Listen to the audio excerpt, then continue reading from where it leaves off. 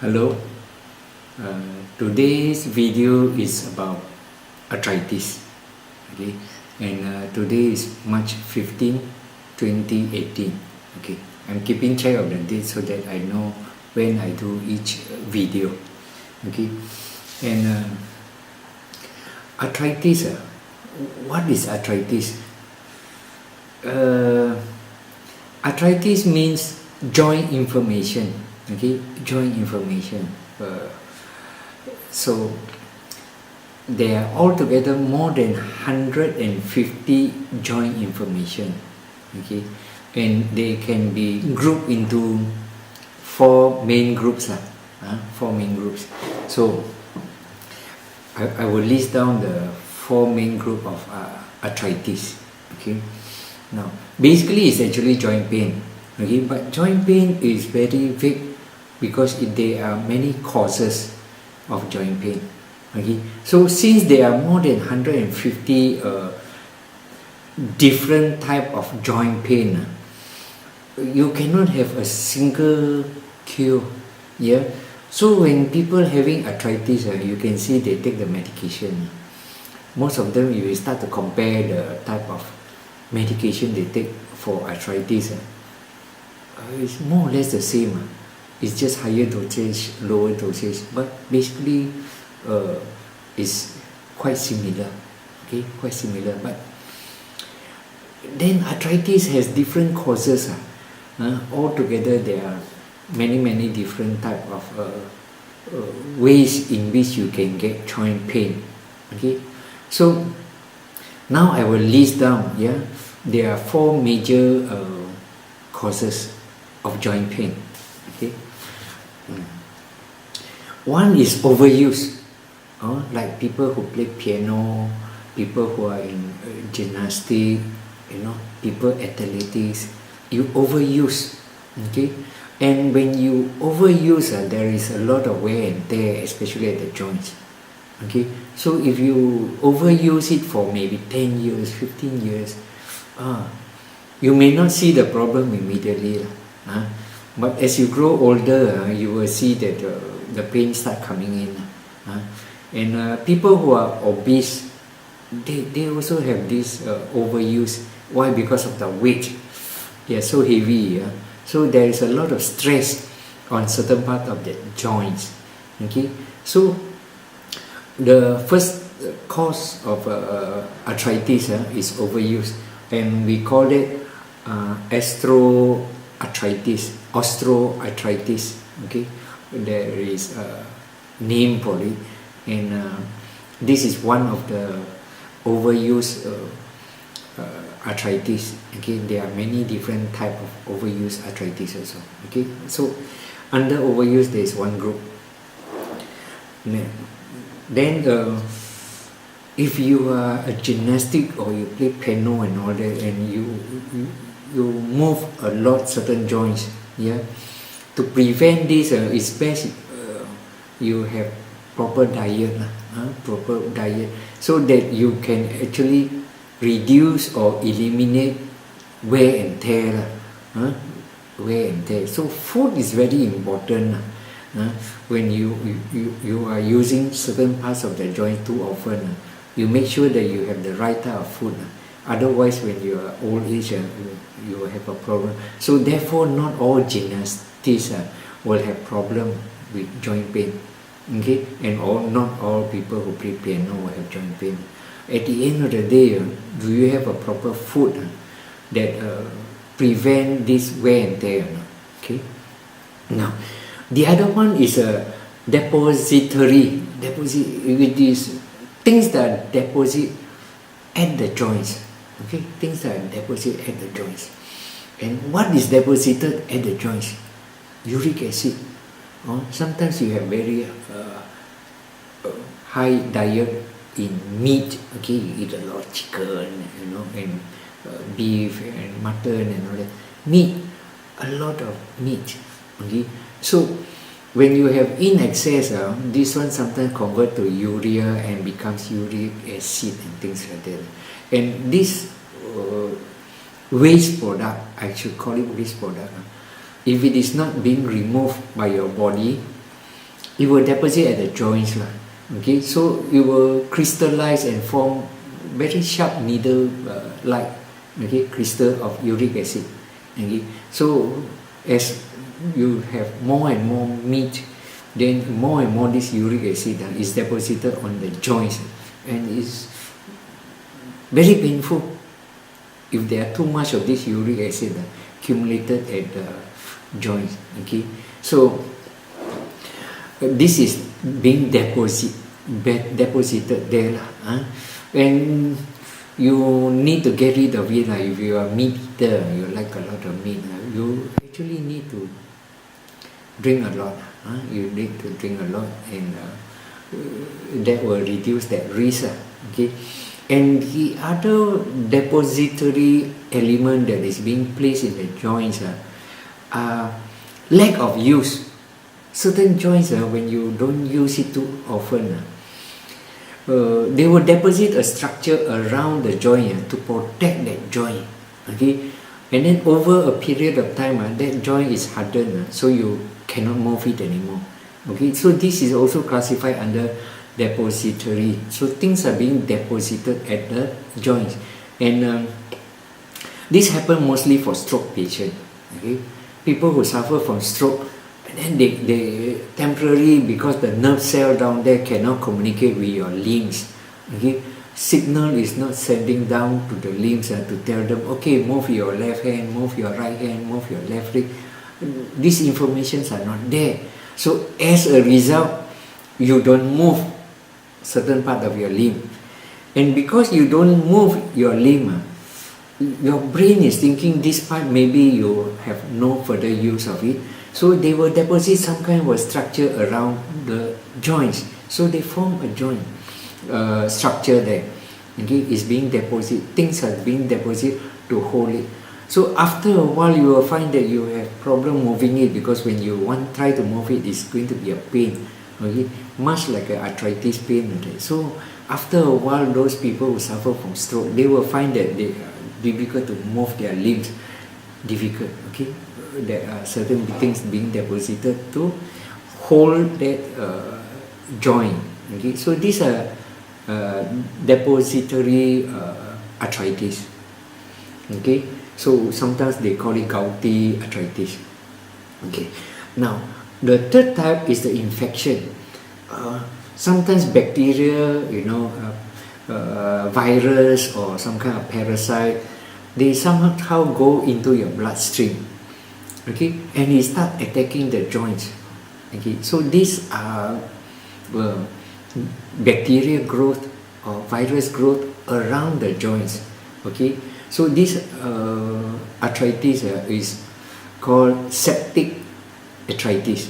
Okay, it's due to infection. Okay, this is grouped under the infection. Okay, so sometimes we refer it as septic arthritis. Okay, so this also is another form of joint pain.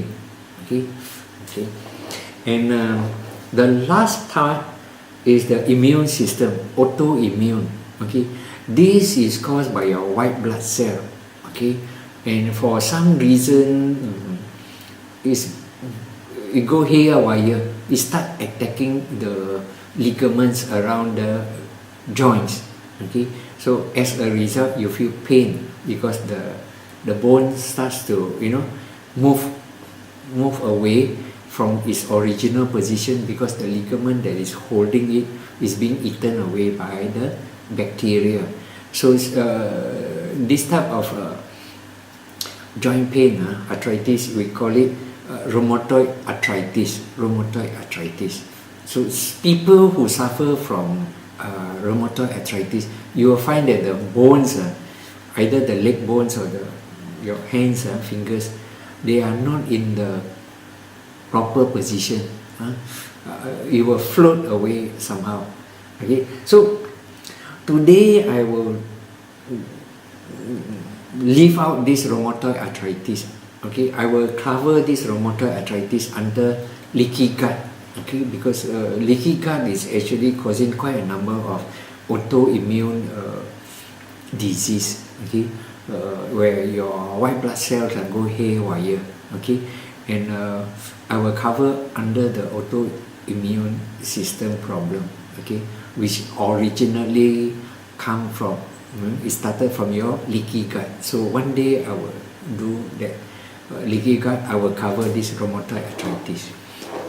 Okay, so right now I will just concentrate on these 3 items.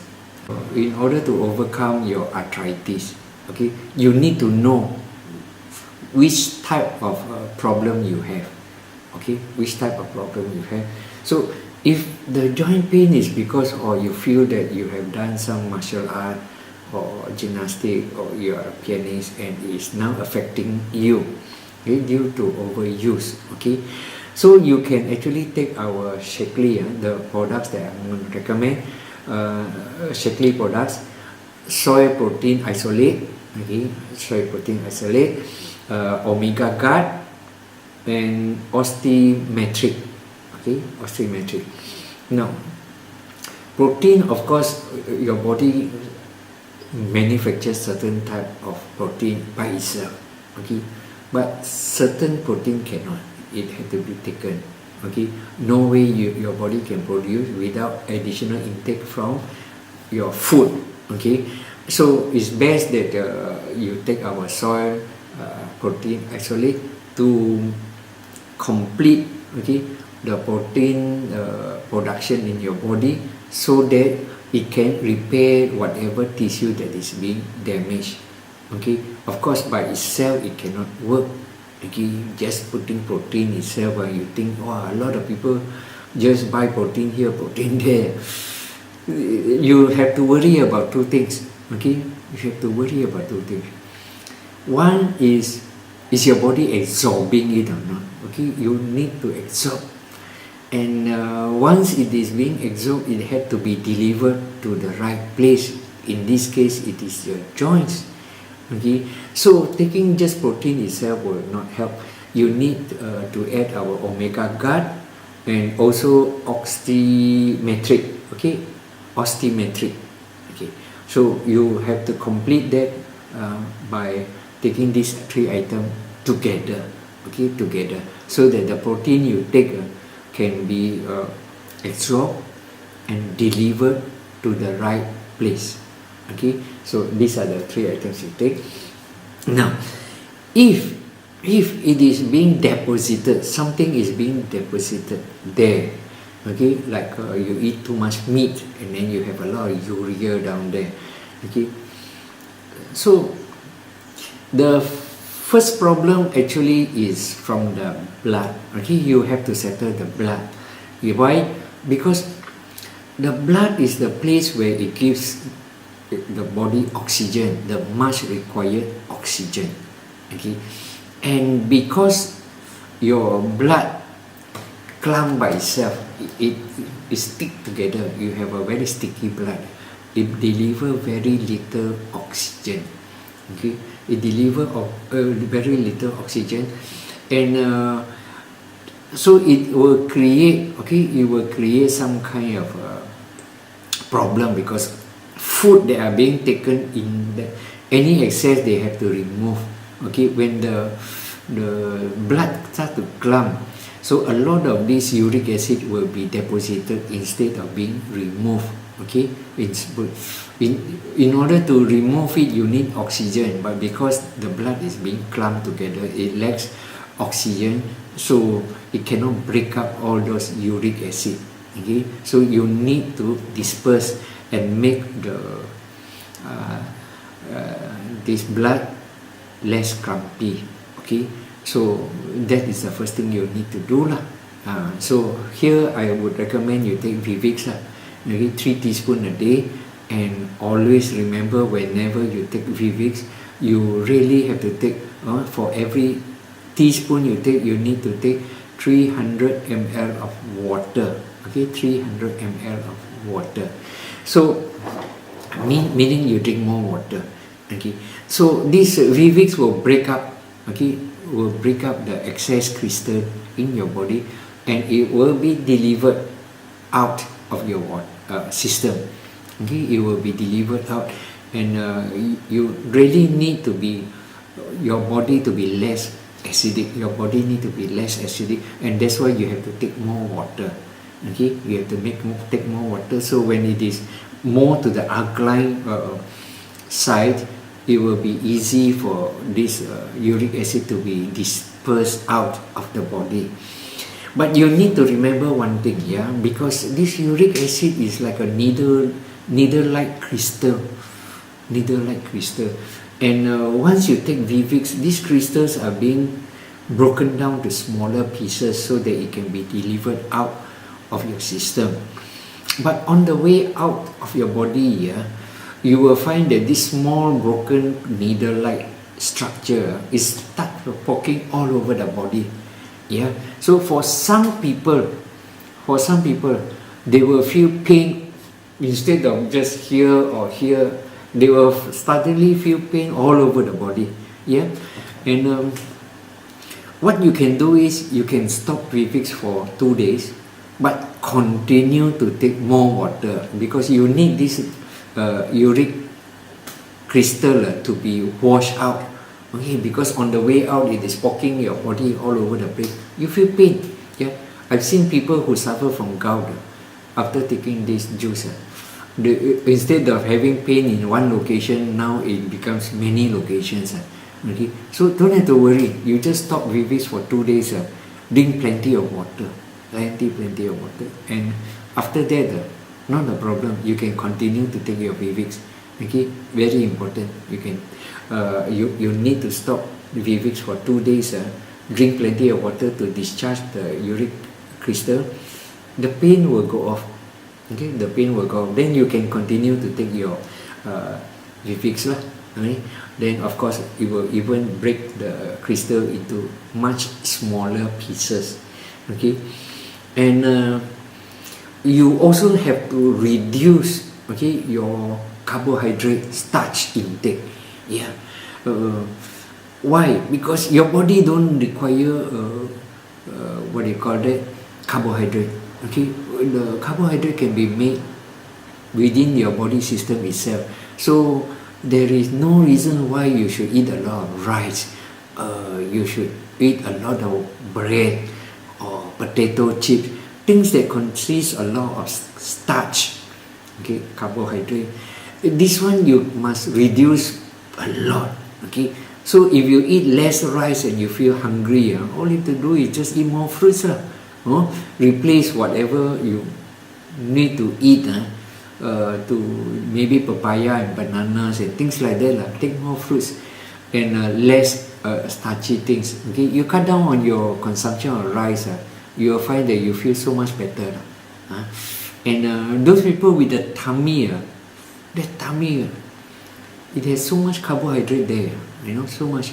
Even you stop for 10 years, zero carbohydrate intake, you still have enough carbohydrate, and you will find that it will take it from your tummy.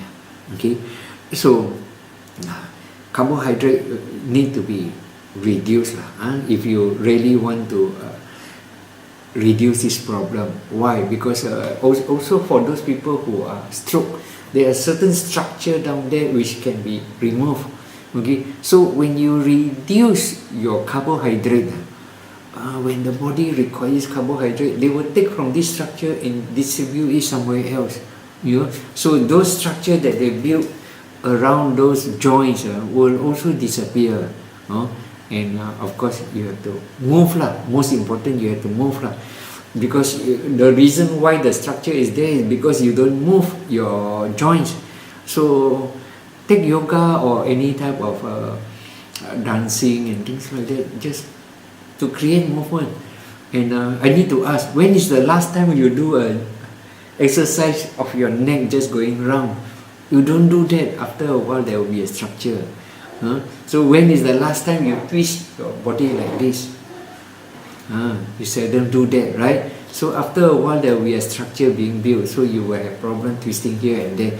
So if that structure is built over 20 years, you will find that it's very hard to remove. So prevention is better than cure. And the last type of what do you call it? causes is due to infection. Okay, sometimes you have a cut, bacteria goes in, or virus go in. They will attack around the joints part.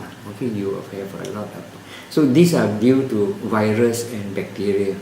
Okay, and of course because of this is because of external parasites coming into your body. So you need to prevent these people from these viruses from spreading. So you need Vivix, which is very good for removing these bacteria and viruses. Fantastic. So you need 3 teaspoons of this, and of course drink 300 ml of water. Then you add that with vitamin C plus, and garlic complex. So if it is due to infection, take Vivix, vitamin C plus, vitamin C plus, garlic complex. These are the things. So today arthritis. Today arthritis is up to here. The rheumatoid arthritis I will cover under this leaky gut. Bye bye.